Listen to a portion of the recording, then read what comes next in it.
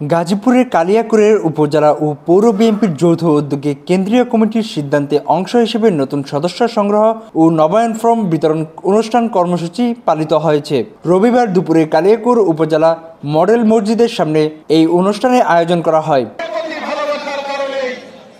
এ সময় অনুষ্ঠানের প্রধান অতিথি হিসেবে বক্তব্য রাখেন বাংলাদেশ জাতীয়তাবাদী দল বিএনপির ঢাকা বিভাগের সাংগঠনিক সম্পাদক কাজী সাইদুল আলম বাবুল। বিশেষ অতিথি হিসেবে বক্তব্য দেন বাংলাদেশ সড়ক ও শ্রমিক ফেডারেশন সাধারণ সম্পাদক ও কেন্দ্রীয় বিএনপির সহ শ্রম বিষয়ক সম্পাদক হুমায়ুন কবির খান, বাংলাদেশ জাতীয়তাবাদী দল কেন্দ্রীয় কমিটির নির্বাহী সদস্য ও কালিয়াকৈর পৌরসভার সাবেক মেয়র মুজিবুর রহমান, কালিয়াকৈর উপজেলা বিএনপির সাবেক সভাপতি মোহাম্মদ হেলাল উদ্দিন,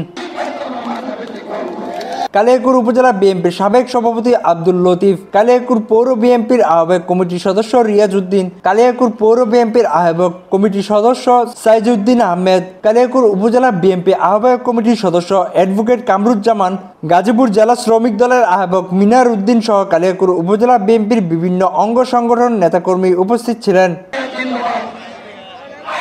এ সময় প্রধান অতিথি কাজী সাইদুল আলম বাবুল বলেন, বর্তমান উপজেলা এবং পৌর বিএনপির আহ্বায়ক কমিটি নিয়ে নেতাকর্মীদের কোনো ধরনের বিশৃঙ্খলা না জড়ানোর নির্দেশনা দেন। স্বাধীনতা টিভি বাংলা নিউজ ডেস্ক।